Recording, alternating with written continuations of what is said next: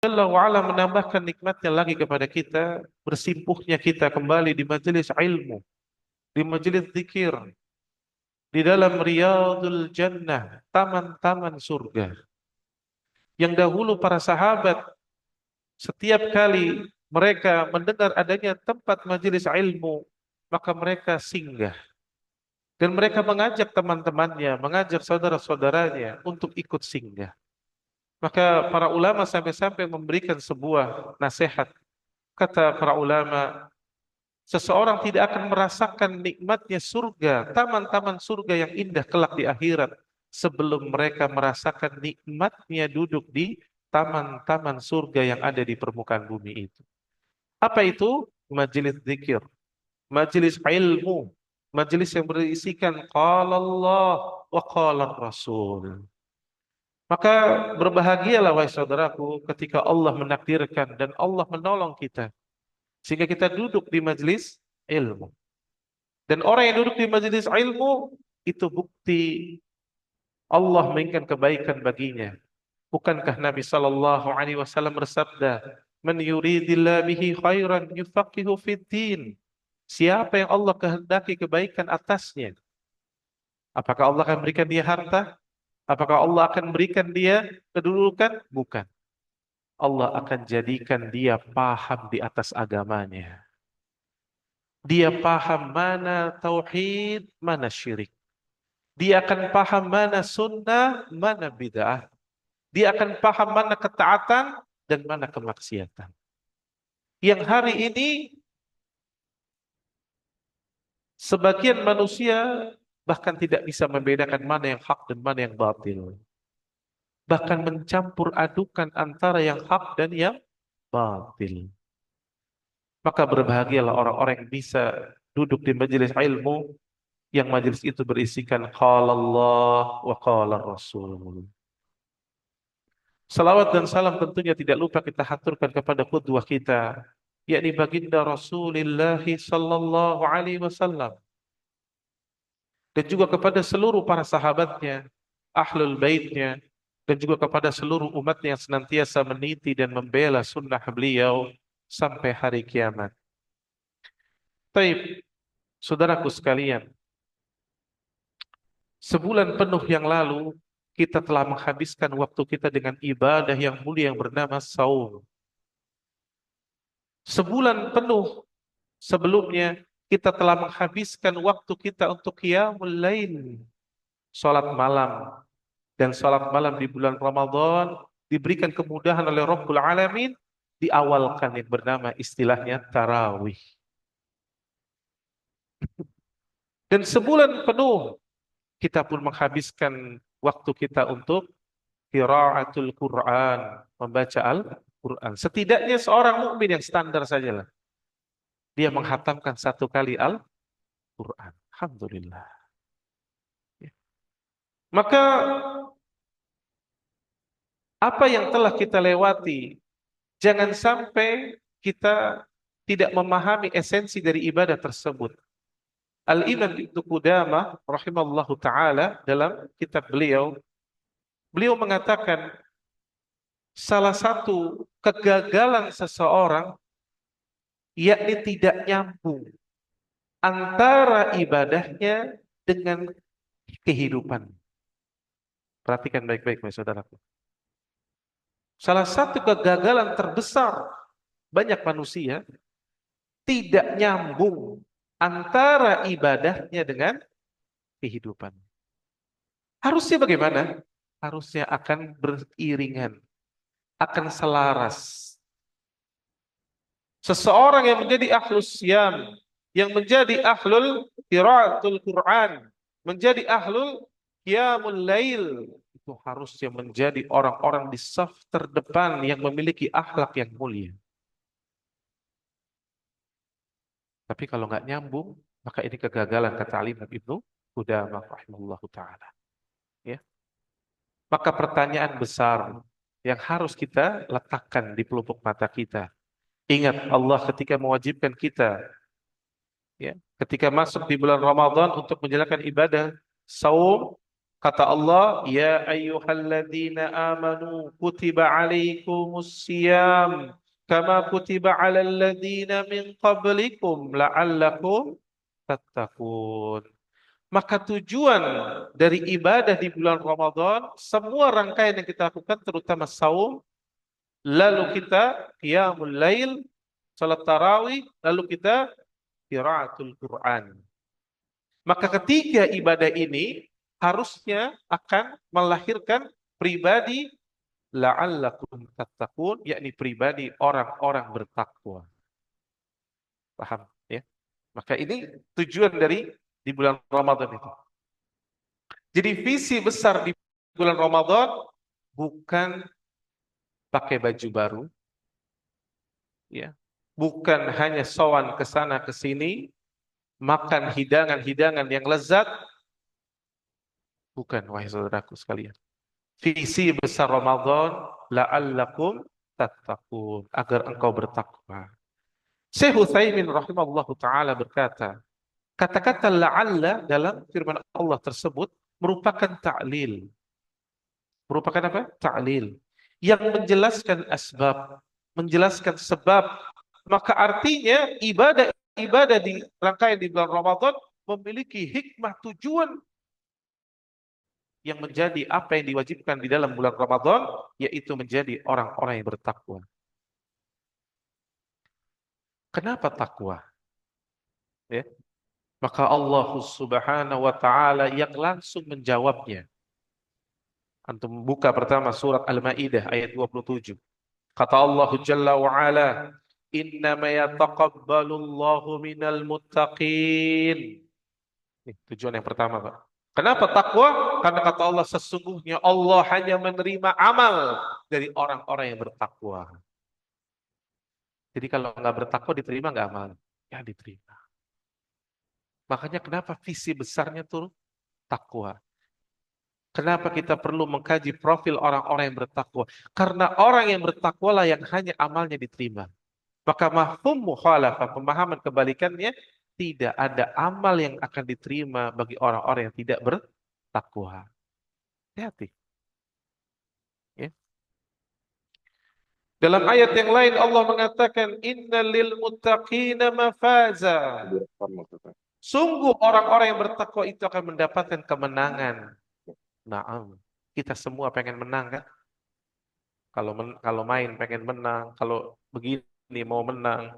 Ya, dari mulai kita kecil, manusia itu hobinya maunya menang. Maka siapa yang mau dapat kemenangan dan kemenangannya tidak bersifat temporary, bukan kemenangan 1 tahunan, bukan kemenangan 5 tahunan, tapi ini kemenangan yang sesungguhnya. Maka hendaknya dia bertakwa kepada Allah, maka dia akan diberikan kemenangan di dunia dan di akhirat kelak. Allah. Dan kemenangan itu Pak, jangan dilihat dengan kacamata manusia. Ya.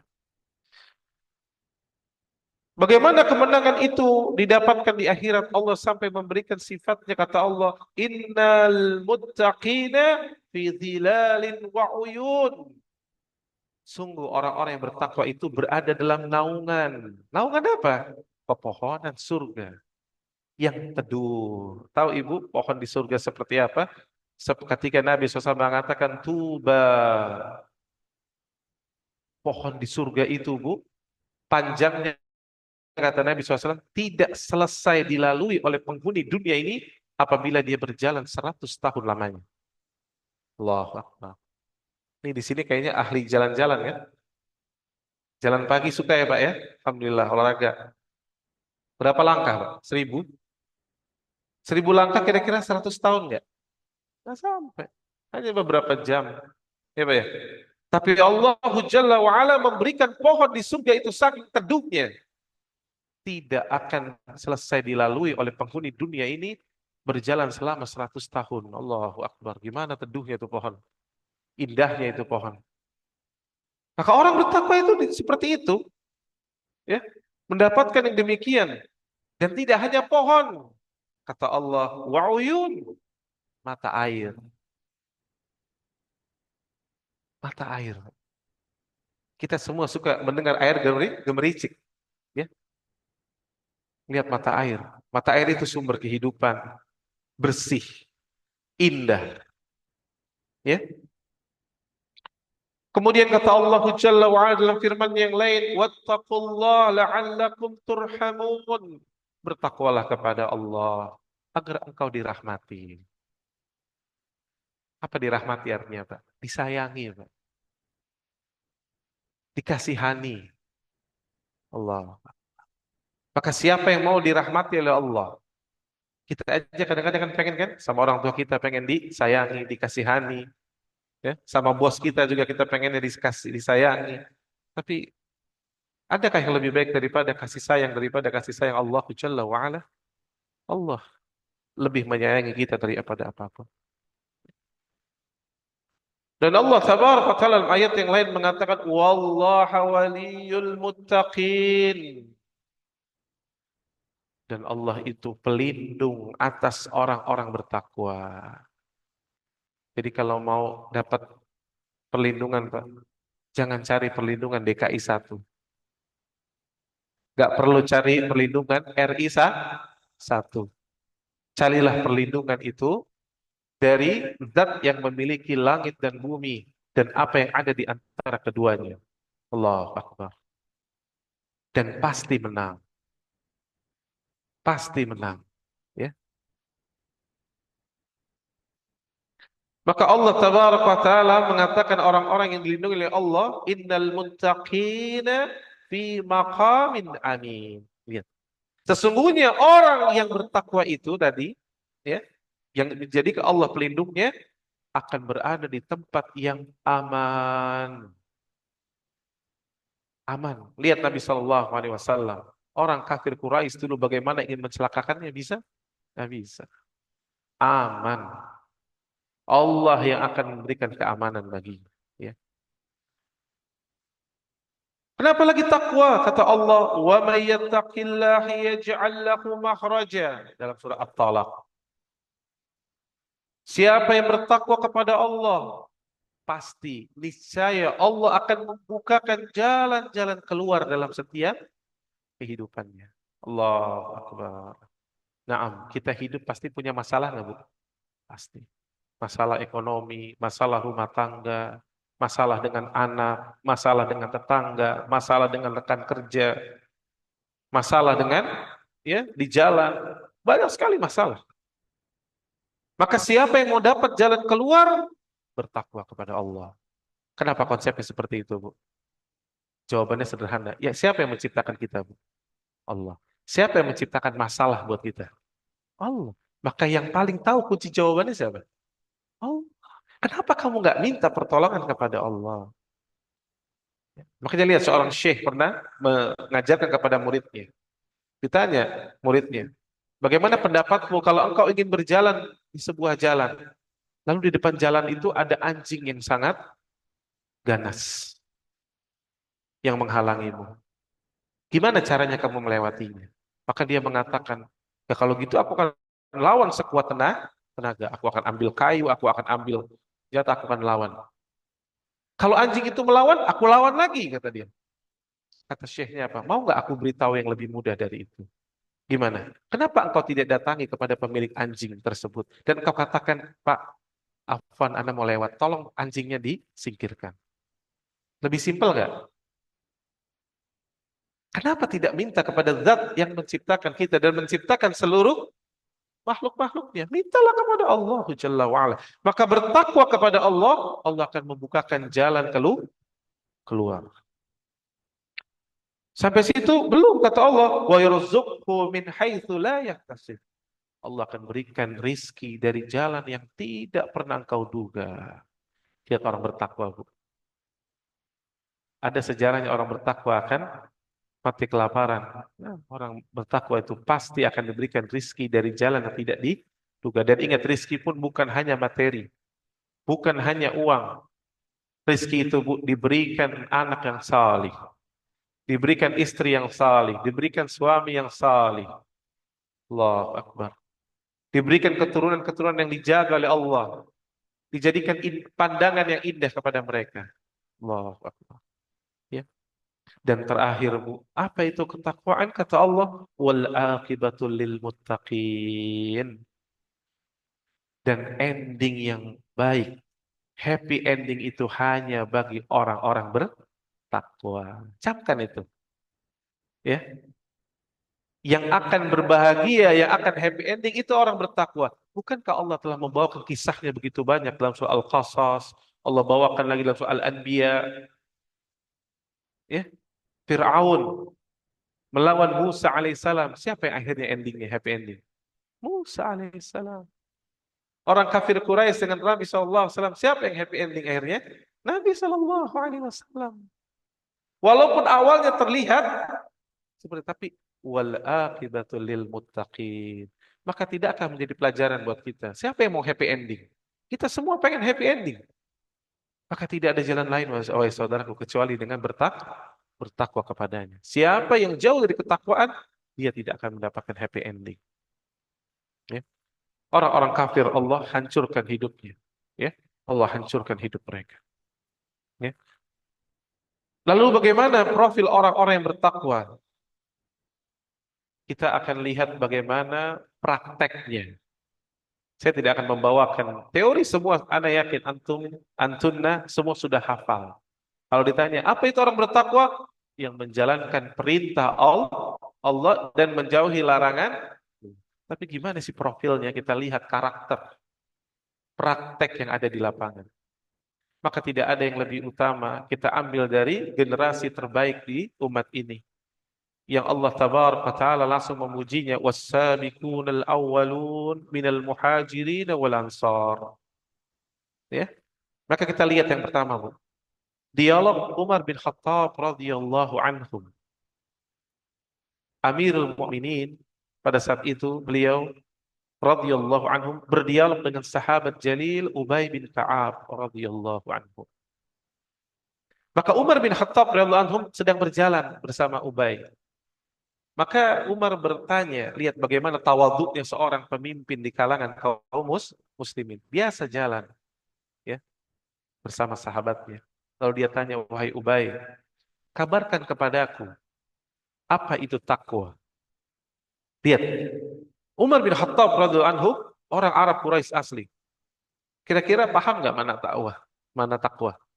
Paham pasti. Nggak usah ditanya. Bahkan beliau adalah orang yang begitu dekat kepada Nabi Shallallahu Alaihi Wasallam. Beliau sahabat Nabi SAW, mertuanya juga Nabi Shallallahu Alaihi Wasallam. Bahkan Nabi mengatakan seandainya ada Nabi setelahku, kalau saja ada, tentu tidak ada. Tapi kalaupun ada, kata Nabi, Umar tuh orangnya. Ya. Tapi Umar bertanya kepada Ubay bin Ka'ab radhiyallahu anhum, orang yang alim dalam perkara Al-Quran. Apa itu takwa, hai Ubay? Ubay paham maksudnya. Beliau minta diberikan masukan. Dan begitulah para pemimpin orang-orang mukmin tidak pernah sombong. Dia ingin masukan dari para ulama. Maka apa kata Ubay bin Ka'ab? Ya Amirul Mu'minin, wahai pemimpinnya orang-orang beriman. Bagaimana pendapatmu kalau engkau berjalan di sebuah jalan, lalu jalan itu bertebaranlah di situ duri dan paku. Apa yang kau lakukan, wahai Amirul Mukminin? Maka kata Umar bin Khattab radhiyallahu anhum, secara fitrah beliau mengatakan, tentu aku akan hati. Betul nggak Pak? Kalau kita pun seperti itu gimana? Sama kan? Jika jalan di hadapan kita banyak batu dan duri, paku, kira-kira gimana kita? Apa sembarangan jalan? Tidak. Tentu kita akan hati. Apa kata Ubay bin Ka'ab? Hada taqwa. Itulah takwa. Jadi takwa itu hati, wahai Amirul Mukminin. Allahu Akbar. Maka profil orang yang bertakwa hidupnya bagaimana Bapak Ibu? Hati-hati, tidak asal jalan, tidak asal bicara, tidak asal beribadah, tidak asal mendengar, tidak asal melihat. Semuanya serba hati. Tidak asal berteman, tidak asal menginfakkan harta, tidak asal berbisnis, tidak asal berakad. Ya. semuanya dengan ilmu. Itu profil orang bertakwa. Nah, sekarang kita keluar di bulan Ramadan, harus ada perubahan. Tidak boleh sembarangan menatap, melihat, tidak boleh sembarangan mendengar, tidak boleh sembarangan melangkah. Mau pergi, ibu-ibu mau keluar, pikirkan. Bermanfaat nggak untuk akhirat saya? Bermanfaat nggak untuk agama saya? Oh, saya mau silaturahim, pahalanya besar. Jalan. Kalau cuma pelesiran sana-sini, yang akhirnya justru menghabiskan harta, menghambur-hamburkan harta sia-sia, maka sebaiknya tidak perlu. Apalagi kita usia semakin tua. Habiskan sisa usia kita, Bu, di atas ketakwaan kepada Allah. Bukankah kita menginginkan di akhir dari hidup kita, dan bisa jadi itu langkah terakhir kita. Lagi silaturahim, Allah cabut nyawa kita. Alhamdulillah. Lagi jalan menuju menuntut ilmu, duduk di majelis ilmu, meninggal. Alhamdulillah. Lagi pergi ke dapur ingin menyiapkan minuman untuk suami kita, wafat kita. Alhamdulillah. Lagi kita bangun pagi, hendak berwudu, ingin sholat malam, ternyata ajal menjemput. Alhamdulillah. Ya. Punya harta, pergi umroh. Ya, saya sering ingatkan apalagi yang usianya ini sudah di atas 70 tahun, 60, 70. Ya, bapak-bapak, ibu-ibu udah sering goyang-goyang. Punya duit dikit, Bu, umroh, Bu. Saya doakan wafat di Madinah. Amin. Ya. Jadi jangan menganggap saya nggak sopan, tapi saya kata justru saya kalau ketemu teman-teman saya yang sudah tua, Ustadz saya mau berangkat umroh, semoga antum mati di Madinah. Saya doakan semoga antum mati di Madinah. Bu, mati di Madinah, kata Nabi, siapa yang bisa wafat di Madinah, lakukan. Demi Allah, dikubur bareng dengan di Baqi. Di situ ada syuhada Uhud, ada istri-istri Nabi SAW, dan didatangi tiap hari yang berziarah sekian banyak mendoakan, Assalamualaikum ya ahlul diyari ahlul kubur minal mu'minin wal muslimin. Allahu Akbar. Yang menyolatkan, Allahu Akbar. Bukan 70 lagi orang yang bertauhid. Satu masjid itu, ahi. Di situ ada Syekh Saleh Fauzan. Di situ ada para masyaikh, orang-orang alim. Allahu Akbar. Maka kalau bisa mati di Madinah, lakukan, Pak. Antum punya duit, gak usah disimpan-simpan. Sering-sering ke Madinah. Sering-sering umroh. Ya. Lagi sekarang bisa umroh mandiri, Pak. Udah enak kok. Ya. Jadi bisa lebih lama maksudnya. Antum yang orang-orang tua, yang sudah tua, cari aja yang murah penginapan yang nggak usah yang mahal-mahal. Tapi bisa sering ke masjid. Alhamdulillah. Ya. Lakukan. Maka orang bertakwa, Bu, yang pertama sifatnya hati-hati dalam hidup. Menginfakkan harta hati-hati, bicara hati-hati, dan seterusnya. Jangan sembarangan. Menyesal kita, Bu. Kita akan menyesal sesesal-sesalnya. Allah Akbar. Ya. Kemudian bagaimana lagi profil orang-orang beriman, orang-orang bertakwa. Orang bertakwa itu yang ada di kepalanya beramal, beramal, beramal. Walaupun sudah sampai waktu-waktu yang sempit, waktu-waktu yang berat. Siapa contohnya? Sahabat Sa'ad bin Abi Waqqas radhiyallahu anhu. Sa'ad bin Abi Waqqas radhiyallahu anhu. Beliau pernah diuji oleh Allah dengan sakit yang sangat berat. Maka ketika itu Nabi Shallallahu Alaihi Wasallam menjenguk Sa'ad radhiyallahu anhu. Maka kata Sa'ad, ya Rasulullah, engkau melihat aku, bagaimana aku sedang ditimpakan penyakit yang sangat berat. Dan aku khawatir ajalku akan tiba. Maka izinkan aku ya Rasulullah. Beliau memberikan proposal yang pertama. Engkau tahu ya Rasulullah, aku adalah orang yang sangat kaya, kata beliau. Orang yang sangat kaya. Saat itu kayanya luar biasa, Pak. Sa'ad bin Abi Waqqas radhiyallahu anhu. Dan beliau hanya punya seorang putri. Anaknya cuma satu, perempuan. Maka kata Sa'ad bin Abi Waqqas, izinkan aku ya Rasulullah menginfakkan 2/3 dari hartaku. Beliau berpikir sepertiga cukuplah buat yang ditinggalkan. 2/3 dia ingin infakkan. Allahu Akbar. Ini 2/3 harta orang kaya, Bu. Mungkin kalau kita yang hanya punya saldo 5 juta rupiah, 3 juta rupiah, lalu menginfakkan setengah hartanya, 1.500.000, itu mudah. Itu udah setengah, kan? Tapi orang yang punya di tangannya hari ini 50 M. 20 M. Antum sanggup nggak keluarkan 10 M? Setengah aja. Anda nggak bisa 20 juta. Setengah aja nih. Ini nggak mudah nih akhir. Nggak mudah. Orang semakin kaya, biasanya akan dibuat apa? Makin cinta dia. Berat dia ngeluarin. Ya, ini 2/3, Pak. Lalu apa yang terjadi? Kata Nabi SAW, wahai Sa'ad, 2/3 itu terlalu banyak, nggak bisa. Ditolak proposalnya oleh Nabi SAW. Kenapa ditolak, Pak? Karena saat dalam keadaan sakit berat. Dalam Islam, seseorang boleh menginfakkan hartanya dengan sangat banyak ketika dia sehat. Makanya Abu Bakar As-Siddiq pernah menginfakkan seluruh hartanya. Umar pernah menginfakkan setengah hartanya. Nggak ditolak sama Nabi. Kenapa? Karena lagi orang yang lagi sakit nggak boleh. Ini ada hukumnya nanti tentang wasiat. Maka apakah berhenti Sa'ad bin Abi Waqqas, Bu? Enggak berhenti. Datangkan proposal kedua, ya Rasulullah. Kalau gitu setengahnya ya Rasulullah. Setengahnya ya Rasulullah. Kata Nabi, setengahnya itu terlalu banyak, wahai Sa'ad, nggak bisa. Ditolak lagi. Berhenti sampai situ Sa'ad. Datangkan proposal yang ketiga, ya Rasulullah. Wa thuluth. Sepertiga ya Rasulullah. Tolong ya Rasulullah, sepertiga ya Rasulullah. Allahu Akbar. Nggak berhenti. Terus berusaha untuk beramal. Maka akhirnya Nabi mengatakan, dan sepertiga itu sudah sangat banyak, wahai Sa'ad. Maka keluarlah hukum fikih, Pak.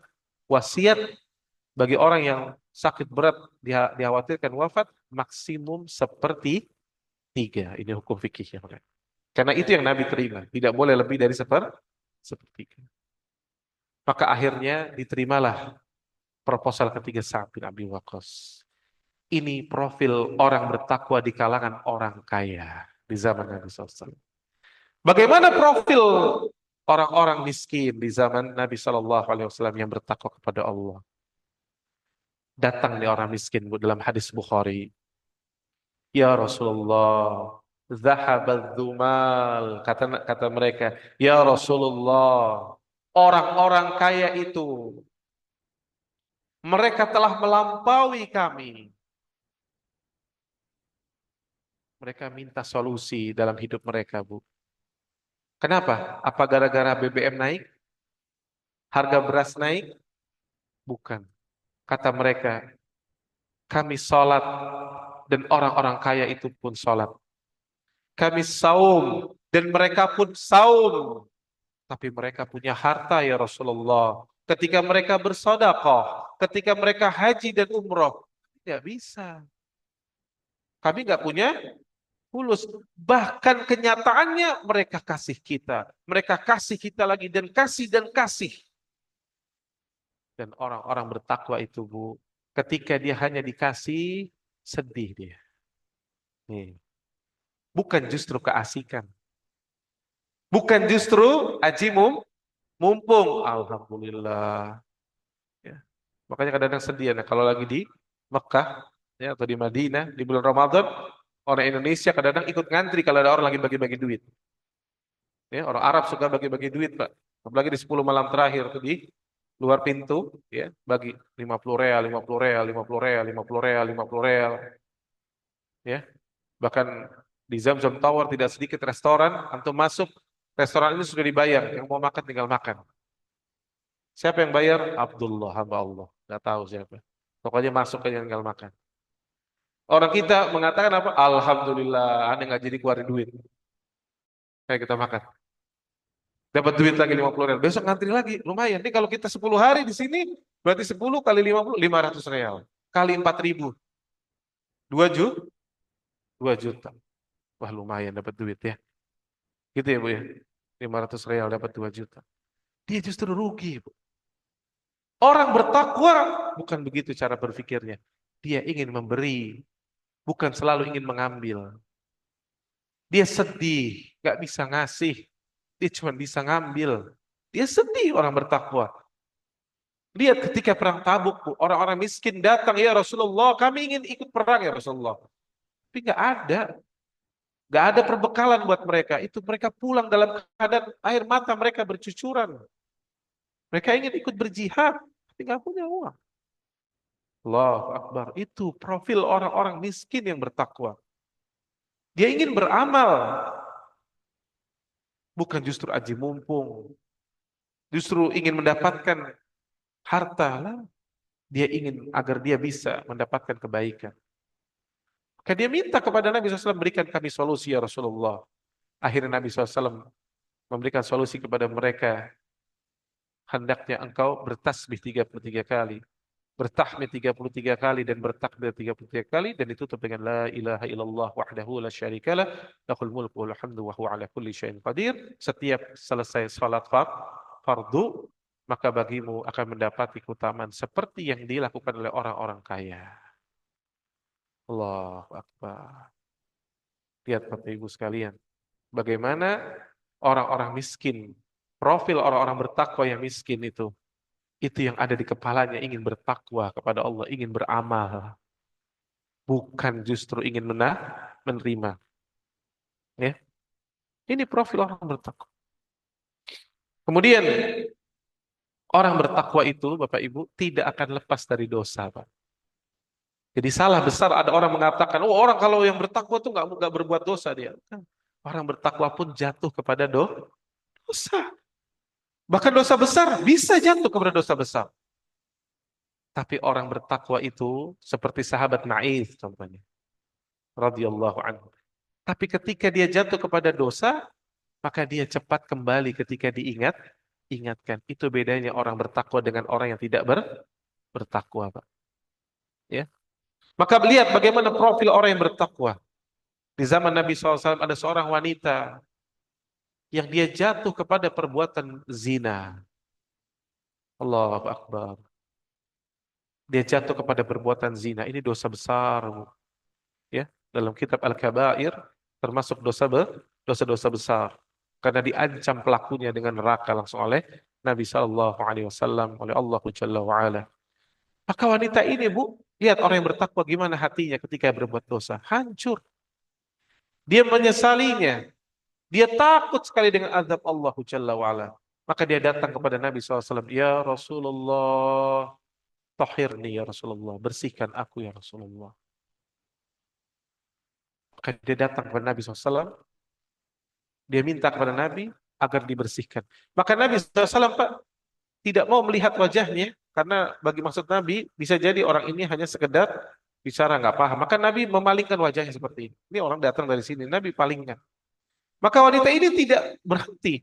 Dia datang lagi ke sisi yang lain. Dia mengatakan, ya Rasulullah, tahhirni ya Rasulullah. Maka Nabi memalingkan lagi wajahnya ke sisi yang lain. Gak ditanggapin sama Nabi. Nah orang ini datang lagi, ya Rasulullah, tahhirni ya Rasulullah. Allahu Akbar. Lalu wanita itu mengatakan, jangan engkau menolak aku ya Rasulullah sebagaimana engkau menolak Ma'id.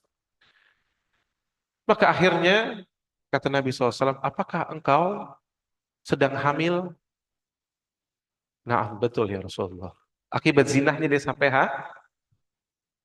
Maka kata Nabi SAW, kembali lagi kepadaku setelah engkau melahirkan bayi.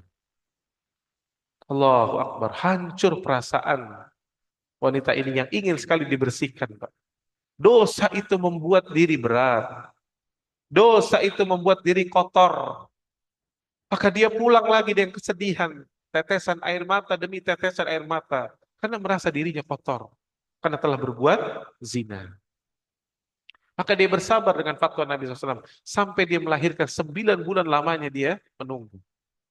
Setelah dia melahirkan, dia datang kepada Nabi SAW sambil menggendong bayinya. Ya Rasulullah, tahhirni ya Rasulullah. Aku telah melahirkan ya Rasulullah. Apa kata Nabi SAW? Pulang lagi. Kamu susui dulu bayinya, 2 tahun. Allahu Akbar. Maksud Nabi sebetulnya apa? Udah taubat aja ente, gak usah ke sini-sini lagi. Tapi ini profil orang bertakwa yang sangat bertakwa, Bu. Dia pengen dibersihkan. Dia nggak mau membawa dosa itu masih tersisa seolah-olah di hatinya. Rasa takutnya kepada Rabbul Alamin. Maka terus dia pulang dengan hati yang hancur. Maka dia susui bayinya, dia ikuti petunjuk Nabi SAW sampai 2 tahun lamanya. Maka setelah 2 tahun, saudaraku sekalian, wanita ini datang lagi kepada Nabi SAW dengan strategi yang jitu. Maka dia tidak mau lagi ditolak oleh Nabi SAW. Maka apa yang terjadi? Dia ambil potongan roti, Bu. Dia potek rotinya kecil, dia letakkan di tangan genggaman anak. Dia ingin memberi informasi kepada Nabi SAW bahwa anaknya sudah bisa makan sendiri. Maka dia datang, ya Rasulullah, aku yang dahulu datang kepadamu ya Rasulullah. Tahir nih ya Rasulullah, bersihkan. Bersihkan aku ya Rasulullah. Jangan tolak aku lagi ya Rasulullah. Dan anakku sudah bisa menggenggam roti ya Rasulullah. Akhirnya Nabi SAW mengatakan, coba periksa wanita ini. Apakah dia zunnun, apakah dia gila? Maka setelah dicek tidak. Dan kesaksiannya telah benar. Maka akhirnya wanita ini ditegakkan hukum had. Maka dirajamlah wanita ini. Maka ketika seorang sahabat melemparkan batu sampai mengenai kepalanya, kepalanya pecah, bocor, darahnya muncrat mengenai sahabat Khalid bin Walid radhiyallahu anhu. Maka Khalid bin Walid mengatakan, semoga Allah melaknatmu. Tapi apa kata Nabi SAW? Diam wahai Khalid, jangan lakukan. La taf'al. Demi Allah kata Nabi SAW. Seandainya taubat wanita ini dibagikan kepada 70 penduduk Madinah, maka itu telah mencukupinya. Orang Arab pun ketika mengatakan 70, bukan berarti kadang-kadang artinya betul-betul 70. Tapi artinya seluruh penduduk Madinah, saking banyaknya. Seandainya tobat wanita ini dibagikan kepada penduduk Madinah yang banyak, maka sungguh itu telah mencukupi untuk seorang itu diampuni. Allahu Akbar. Inilah profil orang bertakwa. Maka orang yang bertakwa kepada Allah Jalla wa'ala, ketika berbuat dosa, hatinya hancur. Dia ingin kembali. Oleh karena itu, doa yang dilantunkan ketika di 10 malam terakhir, Allahumma innaka afuwwun tuhibbul afwa fa'fu anni. Kita minta dimaafkan. Karena dosa itulah yang membuat kita berat. Yang membuat hidup kita ini menjadi banyak masalah. Maka orang-orang bertakwa ketika dia berbuat dosa, dia ingin dibersihkan. Allahu Akbar. Inilah profil orang bertakwa. Bukan ketika berbuat dosa, dia justru berbangga dengan dosanya. Orang-orang bertakwa itu hancur hatinya. Dia ingin dibersihkan. Maka sampai-sampai ada orang yang dia bertobat. Saya diceritakan ada seorang yang dia bertobat kepada Allah Jalla wa'ala. Dahulunya dia telah berbuat banyak sekali perbuatan dosa. Maka ketika dia bertobat, sampai dia bertanya kepada Pak Syekh, apakah sah sholat saya? Sepanjang sholatnya dia terus menangis. Sepanjang sholatnya dia menangis, karena menangisi dosa-dosanya. Allahu Akbar. Karena dia takut kepada Allah Jalla wa'ala. Ya. Maka orang bertakwa itu takut kepada Allah. Ya, orang bertakwa itu takut kepada Allah dan ingin membersihkan dirinya dari dosa. Itulah profil orang-orang bertakwa. Maka jangan sampai kita ya ketika melakukan dosa maka dianggap biasa-biasa saja. Melakukan dosa dianggap sesuatu hal yang lumrah. Jangan ya, saudaraku. Kita semua tidak akan lepas dari dosa. Kullu bani Adam khata'. Tapi Nabi telah memberikan sifatnya. Wa khairu khata'un at-tawwabun. Dan sebaik-baik para pendosa itu, manusia yang berbuat dosa itu adalah yang bertaubat kepada Allah Jalla wa'ala. Dan Allah mencintai hambanya yang bertobat. Ingat, Allah lebih mencintai hambanya yang bertobat daripada seseorang yang safar, membawa perbekalannya di atas kendaraannya, untanya, lalu hilang, lalu tiba-tiba kembali lagi. Itu bagaimana bahagianya orang tersebut sampai dia mengatakan, aku adalah Rabb dan kau adalah hamba. Tapi ucapannya yang salah itu, saking bahagianya, ternyata dikalahkan oleh kebahagiaan Allah Jalla wa'ala ketika menjemput kembali hambanya ketika dia bertobat. Bukankah hamba-hamba Allah yang bertobat dalam keadaan bertauhid, kata dalam hadis kursi dikatakan, hambaku datang kepadaku dengan sepenuh bumi dosa. Sepenuh bumi, Pak. Maka aku akan mendatanginya dengan sepenuh bumi ampunan. Allahu Akbar. Sepenuh bumi ampunan. Baik. Lalu profil orang-orang bertakwa, yakni orang bertakwa itu suka berdoa. Orang-orang bertakwa itu setelah beramal, mereka suka berdoa. Lihat Nabi Ibrahim alaihissalam, Allah abadikan dalam surah Al-Baqarah. Ketika beliau alaihissalam berhasil meninggikan fondasi Ka'bah bersama putranya Ismail alaihissalam. Lihat, amalnya sangat prestisius, Pak. Bukan seperti kita yang hanya kecil amal kita. Sementara Nabi Ibrahim alaihissalam meninggikan Ka'bah. Dan kita hari ini menikmati tidaklah seseorang tawaf di Masjidil Haram, di Ka'bah, melainkan pahalanya akan didapati juga oleh Nabi Ibrahim dan juga Nabi Ismail alaihi wassalam. Ya. Tapi apa yang mereka lantunkan doanya? Rabbana taqabbal minna innaka antas samiul alim.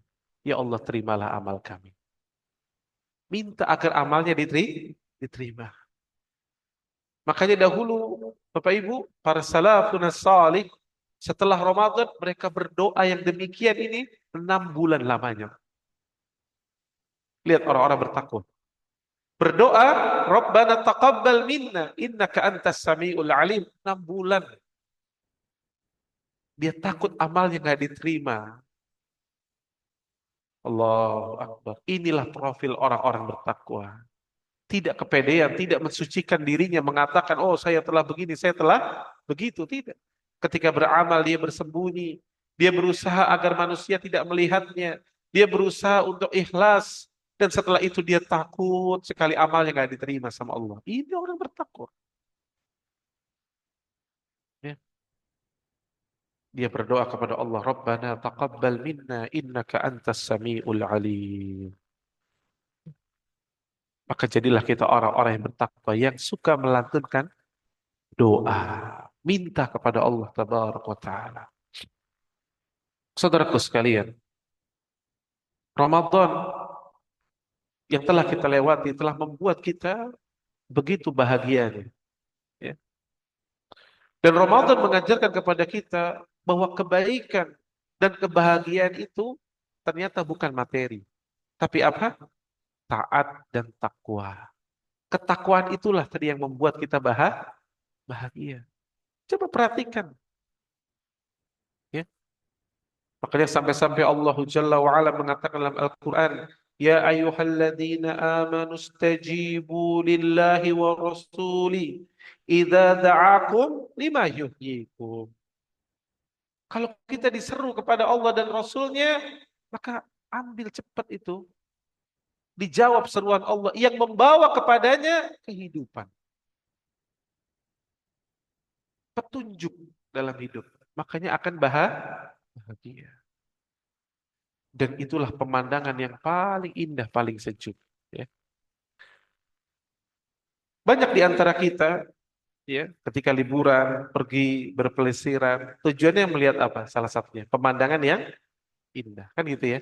Sampai kita mengeluarkan harta, mengeluarkan effort, capek, letih, karena ingin lihat pemandangan yang indah. Dan alhamdulillah kita dianugerahi oleh Allah negeri kita yang indah. Tapi lihat perkataan Al-Imam Al-Qurtubi, ya, rahimallahu taala. Dalam tafsir Al-Baghawi dijelaskan, ya, kata Al-Imam Al-Qurtubi rahimallahu taala, tidak ada sesuatu yang lebih menyejukkan hati, yang lebih indah dari pandangan seorang mukmin kecuali ketika melihat keluarganya, melihat anak-anak dan istri-istrinya taat kepada Allah Jalla wa ala. Allahu Akbar. Ternyata pemandangan yang paling indah itu adalah ketika melihat anggota keluarga kita semuanya di atas ketakwaan. Allahu Akbar. Betul Pak, puncak itu indah. Betul ya, apalagi yang indah di sini ya. Temanggung indah ya. Gunung Sindoro itu indah ya. Tapi ternyata keindahannya dikalahkan tatkala engkau melihat anakmu berada di pojokan di rumahmu, lalu dia sedang membaca Al-Quran di setiap malam. Lalu dia menunaikan sholat malam berdiri, sholat. Lalu dia menutupnya dengan doa, Rabbighfirli wali walidayya warhamhuma kama rabbayani shaghira. Allahu Akbar. Itu pemandangan itu indah sekali ternyata. Demi Allah itu indah. Dan bukankah pemandangan terindah yang dalam hidup kita yang kita nanti apa? Ketika ajal datang kepada kita, ketika malakul maut datang kepada kita dan mengatakan kepada kita, time is up, waktumu sudah selesai. Lalu pemandangan terindah setelah itu, kita mengucapkan La ilaha illallah, La ilaha illallah. Lalu malakul maut mengatakan, wahai ruh yang jiwa yang baik, keluarlah menuju rahmat Allah. Allahu Akbar. Maka keluarlah ruh kita seperti keluarnya air dari mulut ceretnya. Lalu dibungkuslah ruh kita oleh kain kafan dari surga. Kita melihat malaikat yang menjemput kita sejauh mata memandang. Allahu Akbar. Lalu diangkat kita naik ke atas. Maka kita lihat pemandangan yang indah. Para penjaga malaikat-malaikat di langit pertama mengatakan, ruhnya siapa ini? Maka dikatakan, ini ruhnya si fulan bin fulan. Maka dibukakan lagi pintu langit yang kedua. Terus naik, naik, naik sampai ke langit yang ketujuh. Allahu Akbar. Maka terdengar seruan, catat amalan hambaku ini di kitab Iliyin. Calon penghuni surga. Allahu Akbar. Itulah sebaik-baik pemandangan. Ya. Maka orang yang berakal, dia akan mencari pemandangan itu yang paling indah. Ya. Maka nasihat yang agung, ya, Malik bin Dinar, ya, rahimallahu taala, beliau sampai mengatakan, para pecinta dunia itu, Pak, ya, kebanyakan manusia di dunia ini para pecinta dunia. Mereka ingin mencari keindahan, kebahagiaan, dan mereka mengejar dunia itu siang dan malam. Laili wan nahar. Dia kejar terus. Bahkan ada orang yang bangga di wawancara di TV, oh saya sebagai pengusaha bisa sukses karena saya tidur sehari cuma 3 jam. Sisanya ngapain? Kerja. Dia bangga seperti itu. Padahal kata Malik bin Dinar, rahimallahu taala, naasnya kata beliau. Sampai detik terakhir mereka nanti berada di dunia, Allah tidak berikan kebahagiaan itu di diri. Dan para pencinta dunia disiksa oleh Allah, Pak. Ketika dia telah memiliki, dia punya target, ingin punya harta 10 M. Ketika dia sudah punya 10 M, Allah siksa dia diletakkan di pelupuk matanya 30 M. Apa yang terjadi? Miskin lagi dia. Cari lagi dia siang dan malam untuk dapat 30 M. Setelah dapat 30 M, Allah letakkan lagi 50 M di pelupuk matanya. Sakit nggak dia? Sakit. Dia nggak pernah menikmati uangnya bahkan. Siapa yang menikmati uangnya? Bo Iem dan Pak Joko yang ada di rumah. Dia siang malam bisnis, cari sana, cari situ. Allahu Akbar. Kasihan. Kasihan. Makanya kata Nabi, kata Allah, bahkan jangan kalian kagum terhadap orang-orang itu, ya, orang-orang fasik, orang-orang kafir, yang Allah berikan dunia atas mereka. Sungguh Allah hanya ingin menyiksa mereka 2 kali. Ya. Maka dibuat seperti itu. Naasnya sampai detik terakhir kata Malik bin Dinar, mereka tidak merasakan kebahagiaan. Maka siapa yang merasakan kebahagiaan, bertakwalah kepada Allah. Demi Allah, harta yang ada secukupnya itu, Allah jadikan dia setara seperti raja dunia kenikmatannya. Karena Allah yang meletakkan kebahagiaan. Ya. Ya. Kalau harta itu bisa lebih bahagia, harusnya Raja Namrud lebih bahagia daripada Ibrahim alaihissalam. Kalau harta dan kedudukan itu lebih utama, tentunya Fir'aun harusnya lebih bahagia daripada Musa alaihissalam. Ternyata tidak. Dan Nabi SAW, Nabi kita, Rasulullah SAW, rumahnya hanya 5 kali 3 kurang lebih. Ketika sholat malam harus menekuk kaki ibunda Aisyah radhiyallahu anha. Bahkan pernah 3 bulan berturut-turut tidak ada apapun kecuali hanya tamar kurma yang keras dan beberapa air. Tapi Nabi SAW orang yang paling berbahagia dalam hidupnya di dunia ini. Kenapa? Karena beliau orang yang paling bertakwa kepada Allah. Allah Jalla wa'ala. Jangan tertipu wahai saudaraku dengan dunia. Apa yang Allah berikan kepada kita bersyukur cukup. Tapi jangan menganggap oh ini kita dapat mobil baru, kita dapat rumah ini, kita merasa oh ini kebahagiaan. Kebahagiaan itu letaknya apa yang ada di sini kata Nabi SAW. Ya. Maka perhatikan baik-baik wahai saudaraku. Nasihat dari Bishr Al-Hafi rahimahullahu taala. Kata beliau bi'sal qaum. Seburuk-buruk kaum.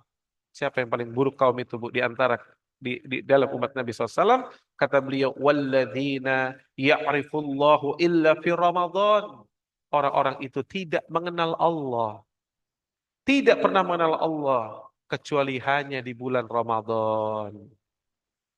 Hati-hati. Apa maksudnya? Karena ada orang Bu yang hanya beribadah itu di bulan Ramadan. Yang hanya membuka mushafnya membaca Al-Quran di bulan Ramadan. Yang hanya sholat malam di bulan Ramadan. Maka kata beliau, bi'sal qaum. Seburuk-buruk kaum. Walladzina ya'rifullahu illa fir Ramadan. Yang tidak mengenal Allah kecuali hanya di bulan Ramadan. Maka dahulu ada seorang bertanya Pak. Kepada para masyaikh. Kepada para gurunya. Mana yang lebih afdal? Bulan Rajab atau bulan Sa'ban? Bulan Ramadan atau bulan Dzulhijjah? Apa kata para ulama? Nahnu rabbaniyun. Kita ini adalah orang-orang yang menyembah Allah. Bukan menyembah Ramadan. Bukan menyembah Dzulhijjah. Bukan menyembah Rajab. Bukan menyembah Sya'ban. Qul huwallahu ahad. Ingat, Tuhan kita Esa. Tuhan kita di bulan Ramadan, Tuhan kita juga di bulan Syawal. Tuhan kita juga di bulan Dzulqa'dah. Tuhan kita juga nanti di bulan Dzulhijjah. Dan di seluruh bulan. Maka kenapa kita membeda-bedakan? Walaupun betul, atmosfer di bulan Ramadan tidak ada yang bisa mengalahkan. Begitu luar biasanya. Membuat kita semangat. Tapi jangan sampai kita meninggalkan banyak ibadah. Jangan sampai menjadi bi'sal qaum, seburuk-buruknya kaum. Maka cukuplah kita berpisah dengan Ramadan, tapi jangan sampai berpisah dengan tilawah, jangan sampai berpisah dengan qiyamul lail. Jangan berpisah dengan bersedekah, memberi makan manusia. Khususnya orang-orang miskin, tetaplah kita memberi makan mereka. Ya. Kalau bisa di masjid ini Anda doakan ya, senantiasa jaga tuh kalau mungkin Senin Kamis bisa buka puasa bersama walaupun hanya beberapa, hidupkan coba. Hidupkan. Agar suasana itu tetap hidup. Ya. Buka puasa bersama di masjid ini, ya, indah sekali, ya. Ya, yang dibolehkan lakukan, ya. Makanya lihat di Masjidil Haram, di Masjid Nabawi, kenapa setiap buka puasa tetap ada? Karena untuk menghidupkan itu, ya. Karena Allah Jalla wa Ala telah memerintahkan kepada kita, wa'bud rabbaka hatta ya'tiyakal yaqin. Dan beribadahlah kalian kepada Rabbmu sampai ajal itu tiba. Maka finish kita beribadah bukan bulan Syawal. Finish kita beribadah adalah ketika ajal itu tiba. Maka teruslah beribadah kepada Allah. Wa'bud rabbaka hatta ya'tiyakal yaqin. Ya. Dan seseorang yang istiqomah maka dia akan berpeluang mendapatkan husnul khatimah. Kita semua ingin husnul khatimah. Maka istiqomahlah. Ya, jangan sampai hanya di bulan Ramadan, istiqomahlah. Karena kaidah mengatakan Ibnu Katsir, ya, Allah Taala mengatakan man asya 'ala syai' mata 'alaihi. Siapa yang hidup dengan satu pola, maka Allah akan wafatkan dia di atas pola tersebut. Dan ucapkan baik-baik nasihat dari Syekh Sulaiman Ar-Ruhaili hafizahullah taala. ya, salah satu guru besar bidang akidah Madinah. Beliau mengatakan, lihat nasihat beliau dalam daurahnya. Kata beliau, "Man ja'ala ayyaman hayatah ka'ayyam Ramadan, ja'alallahu akhiru hayatah kal ayyan." Kata beliau, siapa yang menjadikan hari-harinya hidupnya seperti hari-harinya di bulan Ramadan. Gimana kita di bulan Ramadan, Pak? Jaga pandangan, jaga lisan, banyak saum, ya, sholat malam, di malamnya baca Al-Quran. Itu artinya dia hidupkan hari-harinya seperti bulan Ramadan, maka Allah akan menjadikan akhir hidupnya seperti hari raya. Gimana rasanya hari raya? Nikmat gak, Bu? Siapa yang mau merasakan detik terakhir hidupnya seperti hari raya, maka jadikan hidupnya hari-harinya seperti bulan Ramadan. Perbanyak beribadah kepada Allah, bertakwa kepadanya. Ya, bertakwalah kepadanya. Ya. Taib, mungkin ini yang bisa ya Anda sampaikan ya, dan khususnya nasihat yang juga utama untuk ibu-ibu sekalian ya. Saya ingin ingatkan Nabi Shallallahu Alaihi Wasallam di setiap tanggal Syawal ya, di khutbah idnya beliau pun tidak pernah lepas menasehati para wanita. Ya ayuhan nisa, wahai para wanita, sungguh kata Nabi, aku melihat kalian yang paling banyak di neraka. Maka bertakwalah kepada Allah. Kenapa disebabkan banyak wanita yang masuk neraka? Karena kufur terhadap suami-suami mereka. Maka perhatikanlah hak suami-suami ibu. Ibu ya, jangan mengangkat suara, ya. Berusahalah bersabar kepadanya. Demi Allah, surga tinggal sebentar lagi. Jangan gadaikan surga ibu. Ya, jangan gadaikan surga ibu. Bersabarlah. Ya, memang suami kita bukan orang yang sempurna. Suami kita banyak sekali kekurangannya. Tapi ingat, Allah telah pilihkan dia sebagai pendamping kita di dunia. Maka bersabarlah. Bersabarlah sampai ajal itu menjemput. Demi Allah, setelah itu tidak ada lagi kesedihan, tidak akan lagi ada kesusahan, dan tidak akan pernah menyesal selama-lamanya. Ya, maka jangan sampai kita lupa. Dan ini salah satu pribadi orang-orang bertakwa di kalangan wanita-wanitanya, yakni taat kepada suami mereka dan perbanyak berdiam diri di rumah-rumah mereka. Ya, tapi mungkin ini yang bisa Anda sampaikan dalam kajian ini. Mudah-mudahan Allah Jalla wa'ala ya, merahmati kita, memberikan kepada kita ilmu, dan Allah mudahkan untuk mengamalkannya. Dan mudah-mudahan Allah Tabaraka wa Ta'ala pertemukan kita kembali di majelis yang mulia. Dan Allah pertemukan kita di akhirat di atas, yakni surga Firdaus. Ya. Baik, ada pertanyaan? Ya, tafadhol. Ya, silakan Bapak dulu ya. Assalamualaikum warahmatullahi wabarakatuh. Waalaikumsalam. Semoga Allah memberikan keberkahan kepada kita semua. Eh, saya pernah baca Pak Ustadz di salah satu buku namanya Ensiklopedia Rasulullah, bahwa harta itu adalah musibah, ya. Harta itu adalah musibah. Eh, nah, sementara kehidupan kita ini tanpa itu kayaknya eh, kita mau pergi kemana gitu ya, itu membutuhkan harta gitu ya. Sementara Rasulullah sendiri ya seperti itu berkatanya, bahwa harta itu adalah musibah.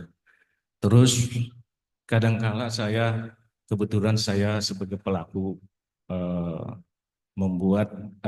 membangun masjid gitu ya, akhirnya biasanya saya suka minta ke teman-teman ke apa gitu ya. Tapi akhirnya sudahlah, akhirnya air mengalir aja, tergantung yang Maha Kuasa yang memberikan apakah itu masjid harus selesai atau tidak. Ya. Nah, kita pasrah, pasrah sambil berdoa gitu ya. Dan itu saya nggak pernah lagi minta ke eh, apa namanya ke teman-teman atau keluarga. Sudahlah, kita pasrah sama Allah aja. Nah, itu bagaimana kalau untuk apa namanya eh, terkait dengan kehidupan itu, untuk mensiasatinya yang baik seperti apa?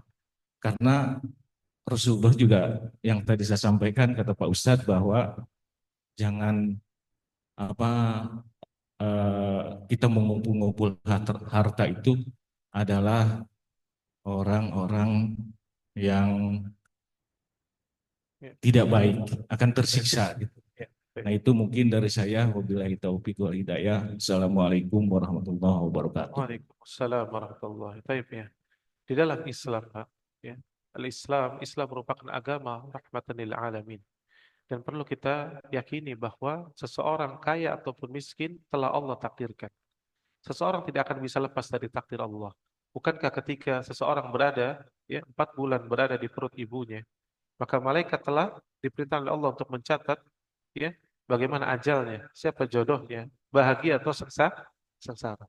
Maka setiap orang kita harus beriman bahwa Allah Tabaraka wa Ta'ala telah menetapkan takdir setiap manusia. Namun yang jadi, ya, pegangan kita, Islam mengatur. Lihat, Allah dan Rasulnya tidak pernah melarang orang mukmin untuk memiliki harta. Karena memang harta pun tidak bisa kita tolak, Pak. Ya. Kata Nabi SAW kepada Abdurrahman bin Auf radhiyallahu anhu, lihat, Abdurrahman bin Auf itu datang, Pak, hijrah ke Madinah nggak bawa apa-apa, Pak. Ya. Tapi ketika beliau minta agar ditunjukkan di mana pasar, hanya beberapa tahun beliau sukses. Sampai-sampai kata Nabi SAW, Abdurrahman bin Auf itu seandainya dia membuka batu, di balik batu itu emas. Paham ya? Maksudnya apa? Ada orang contohnya makanya dia pegang usaha apa aja dia jadi. Itu bukan karena kehebatan dia, kan? Memang Allah sudah takdirkan atasnya. Dimudahkan. Ada orang-orang pendidikannya cuma apa, tapi bisa kaya raya. Sama-sama sekolah S2, sama-sama sekolah sampai S2, tapi beda kan jalannya kan?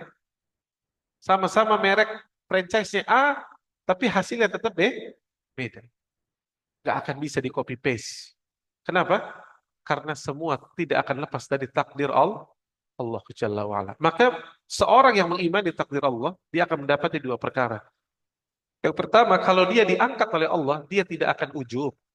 Dia tidak akan mengatakan ini karena kehebatan saya, ini dan sebagainya. Karena dia tahu itu semua telah Allah takdirkan. Kalau dia pun jatuh, dia pun tidak akan bersedih. Dia tidak akan jatuh terjerembab pada kesedihan. Karena dia tahu bahwa itu pun Allah yang telah menakdirkan dan dia ridho terhadap ketetapan Allah. Makanya kita setiap pagi dan petang diminta untuk mengucapkan zikir raditu billahi rabbah wa bil islami dina wa bi Muhammadin sallallahu alaihi wasallam nabiyya. Apa makna raditu billah ya rabbah? Aku ridho engkau ya Rabb, Allah sebagai Rabbku. Apa Rabb maksudnya? Rabb itu berasal dari kata rububiyah yang maknanya mengatur, menakdirkan, mengatur, menghidupkan, mematikan, yang memberikan kepada kita segala sesuatu.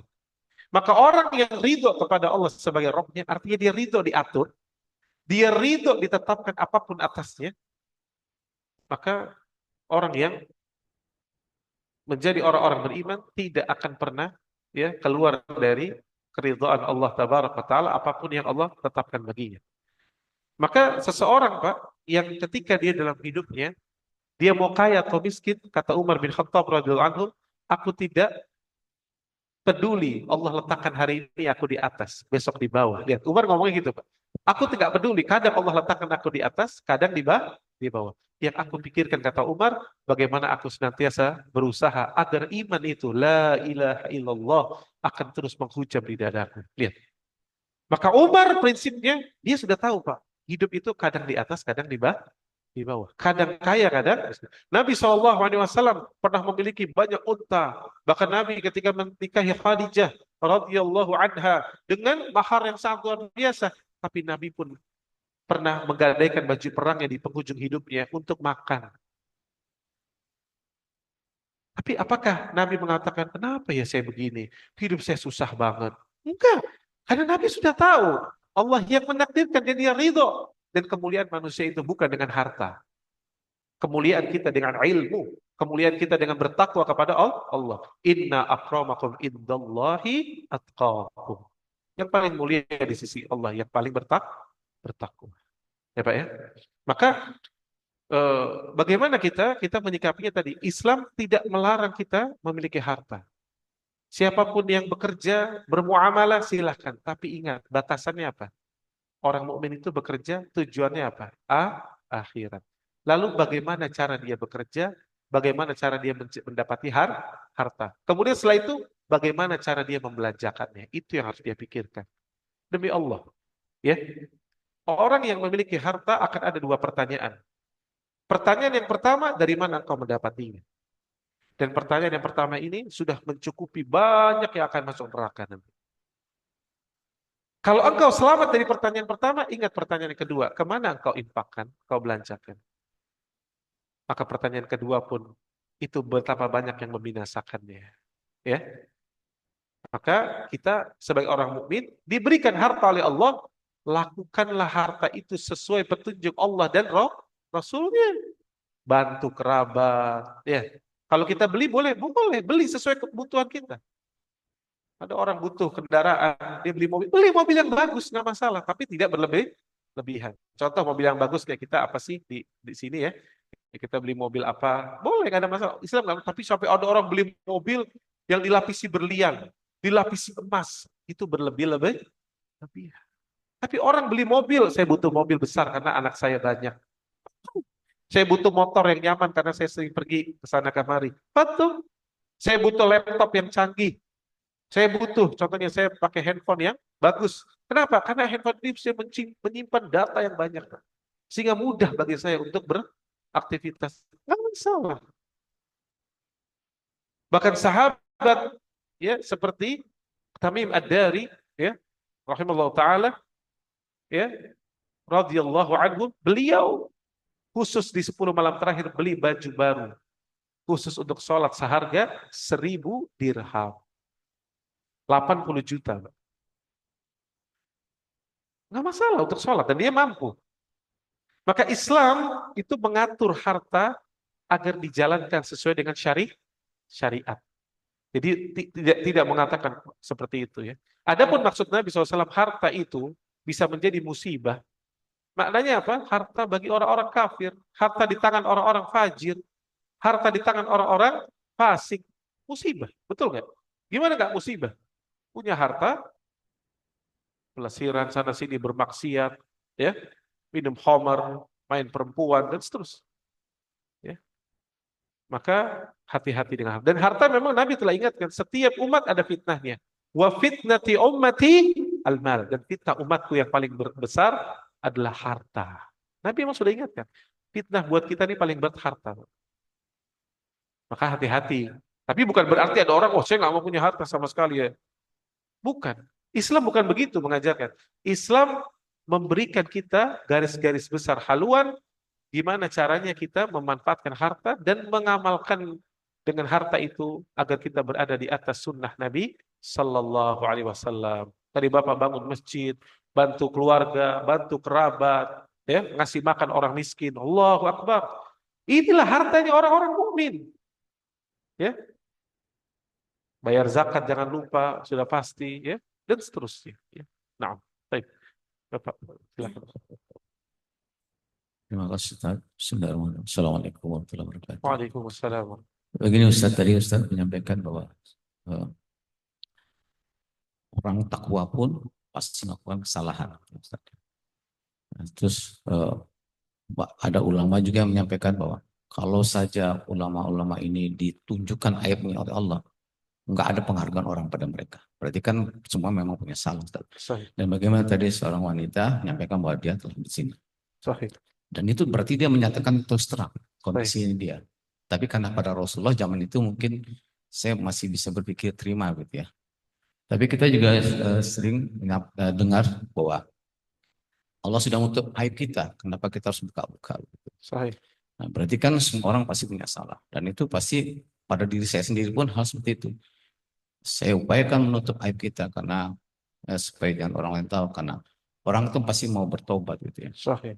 Dan dalam bertobatnya itu dia tidak ingin menunjukkan kondisinya gitu, apa yang telah dia lakukan kesalahan.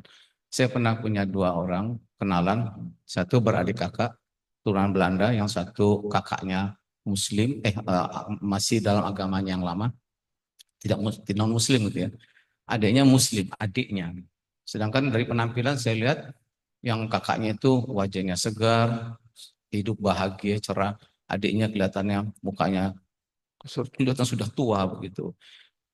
Dan itu saya yakin dia seperti merasa dulu kok seperti itu hidupnya dan dia bertobat dan sering menangis untuk itu. Ada yang saya temui Habib di Bogor, mukanya cerah, bahagia, tapi dia bukan tentu ada salah. Maksud saya ini saya masalah dengan pendapat Ustaz mengenai menutupi aib ini Ustaz. Ya. Dan dia itu kalau menangis hanya pada waktu jadi imam. Jadi kalau dia jadi imam dia membacakan salah tentang ayat-ayat yang hukuman-hukuman itu dia menangis dan sehingga seringkali dia tidak mau jadi imam. Ini bagaimana kaitannya ini Ustaz terhadap kita menutupi aib kita ini? Ya. Sebaiknya bagaimana itu? Ya. Yang maaf ada satu lagi Ustaz yang penting buat saya karena menyangkut tadi menyukai keindahan tadi Ustaz. Saya ini arsitek Ustaz. Seringkali saya diminta membangun, memberikan desain masjid salah satunya gitu. Kan berarti suka keindahan Ustaz ya. Saya memang menyukai bentuk-bentuk indah segala macam. Bapak itu berumah, berpakaian, membangun masjid. Seringkali setelah menyelesaikan seperti ini, apa saya terlalu berlebihan? Selalu ada dalam hati saya itu, apa saya terlalu berlebihan? Apalagi ada kata-kata orang baru mau membangun masjid tapi isinya sedikit, Ya. hanya indah-indah saja. Nah, apakah kan kita setahu saya juga Allah itu menyukai keindahan gitu ya. Baik, baik. Ini mengenai ini bagaimana Ustaz? Terima kasih Ustaz. Baik, baik. Jazakallah. Ya, saya jawab ya Pak ya. Yang pertama ya, yakni terkait menutup aib ya. Dan di dalam hadis qudsi memang telah jelaskan Allah Jalla wa Ala sangat membenci orang-orang yang membuka aibnya. Namun yang dimaksud adalah apa? Membuka aib di situ apabila seseorang membuka aibnya yakni dengan cara berbangga-bangga. Paham ya Pak ya? Ada orang contohnya dia mengatakan dia telah berbuat dosa di waktu malam contoh. Dan Allah telah menutupnya di waktu siang. Tapi justru dia mengatakan kepada manusia, "Hei fulan, tadi malam aku habis begini, habis begitu." Dan dia berbangga dengan dosanya. Maka yang seperti ini Allah benci sekali dengan hamba yang seperti ini. Ya. Maka tidak boleh seorang membuka aibnya ya, apabila Allah telah menutupnya. Ya. Dan tadi dalil yang dijelaskan juga menjelaskan bahwa Nabi SAW ketika wanita ini mengadu bahwa dirinya telah berzina, ketika sahabat juga dulu Ma'id mengatakan telah berzina, Nabi awalnya tidak mau karena nggak ada saksi kan, karena hukum rajam sebetulnya bisa ditegakkan ketika ada 4 orang saksi dan dari laki-laki yang betul-betul beriman agamanya. Atau dengan yang kedua orang itu ngaku, ya. Tapi artinya Nabi SAW menganggap oh sudah. Sampai Nabi mengatakan pernah kepada Ma'id, kamu tahu gak zina itu apa? Sampai Nabi mengatakan memberikan sifat, apakah seperti celak yang masuk ke lubang celak ya? Oh, mungkin kamu cuma cium-cium kali. Oh, pulang aja. Maksudnya disuruh bertobat sudah cukup. Tapi ada orang Pak seperti wanita ini yang dia merasa dirinya memang ingin dibersihkan dan ini petunjuk juga dari Allah. Maka dirinci ya Pak ya. Hukum asalnya ketika Allah sudah tutup, contohnya kita di Indonesia, ada orang berzina. Di Indonesia ada hukum rajam, nggak ada juga kan, nggak ditegakkan. Maka kalau ada orang berzina di sini di Indonesia, lalu dia ingin bertobat kepada Allah, cukup dia tobat, dia tutup aibnya. Tapi wanita ini Pak, saking dia ingin dibersihkan, ada orang yang Allah berikan seperti itu.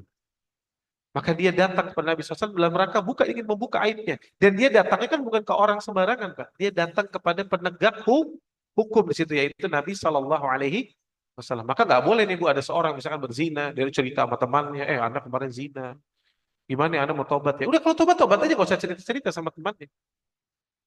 Gak usah cerita-cerita kepada saudaranya, nggak perlu. Cukup dia tutup aib dia. Paham ya Pak ya? Tapi kalau ini kasus ini berbeda. Ini orang ini datang kepada Nabi SAW karena ada Nabi hidup di zaman itu. Dan dia merasa dirinya ingin dibersihkan. Dia tahu di situ ada orang yang paling afdal, ada Nabi SAW. Dia tidak mau sama sekali ada yang tersisa. Dan seseorang itu dimudahkan atas apa dia ditakdirkan. Maka tidak bertentangan antara perbuatan wanita ini dengan yakni seseorang menutup aib, bukan. Ya, menutup aib tadi maknanya adalah seorang setelah berbuat dosa dia tetap menutup aib. Tapi ada orang yang dia ingin dibersihkan. Maka dia datang kepada penegak hukum yang memang betul dan di situ ada Nabi Sallallahu alaihi wasallam. Tapi hukum asalnya Pak, tutup aib kita. Kalau sudah ditutup sama Allah ya sudah. Jangan ceritakan kepada siapa? Siapa. Gak usah cerita. Ada orang kadang-kadang baru jadi mualaf sebentar cerita, bikin konferensi pers. Ana dulu begini, cerita begini begitu. Atau bekas pemabuk dulunya, atau bekas penzina tadi cerita kemana-mana. Ana dulu berzina sehari 10 kali. Gak usah cerita. Kalau sudah tuh tutup. Jangan lagi cerita. Ya. Ada orang dulu sering korupsi. Gak usah, kembaliin aja korupsinya, uangnya ke negara.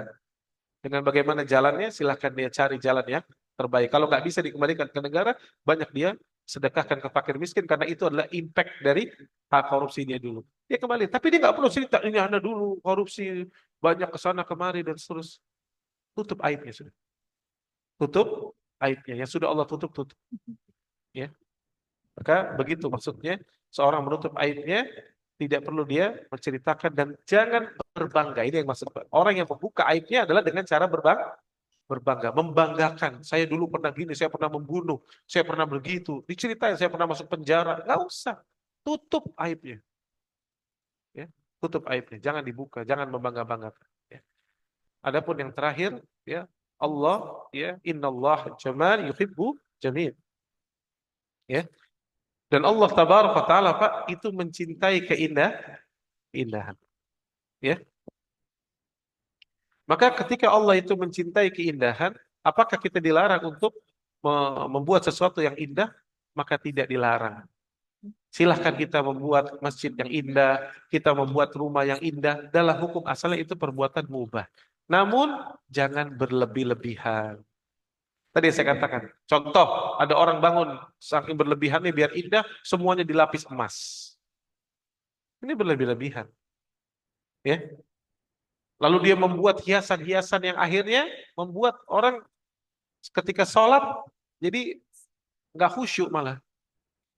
Makanya saya selalu ingatkan bahkan kalau contohnya karpet aja Pak, yang paling bagus ya DKM kalau mau beli karpet nggak usah ada motif-motif, beli karpet yang tebal tapi sebisa mungkin polos. Itu tidak akan mempengaruhi seseorang yang sedang sholat. Dahulu Nabi SAW ketika ada gorden aja Bu, gordennya itu kayak berpola-pola gitu ya. Maka Nabi SAW minta untuk dicopot. Karena kenapa? Itu mengganggu. Cukup kita coba, bedakan aja deh. Bapak Ibu coba aja kalau nggak percaya. Pakai sejadah yang polos dengan yang bermotif. Mana yang lebih khusyuk? Yang polos. Ya. Lihat Nabi SAW Masjid Nabawi dahulu, apa isinya Pak? Zaman Nabi SAW cuma bertiang kan, pelepah-pelepah, kurma, ya. Tapi lahir generasi terbaik. Maka yang ingin saya sampaikan, kita tidak dilarang membuat bangunan yang indah selama tidak berlebih-lebihan, tapi ingat, yang paling utama adalah memakmurkan masjid. Jadi DKM masjid ini contohnya. Fokuskanlah dengan isi apa yang ada dalam masjid. Sholatnya, imamnya pilih imam-imam yang akidahnya benar, yang bacaannya bagus, ya. Letakkan Al-Quran, alhamdulillah, buat kajian-kajian ilmiah di masjid tersebut sehingga hidup. Tadi buat acara tiap Senin Kamis buka puasa bersama yang sifatnya mubah kan. Ini buat acara seperti ini.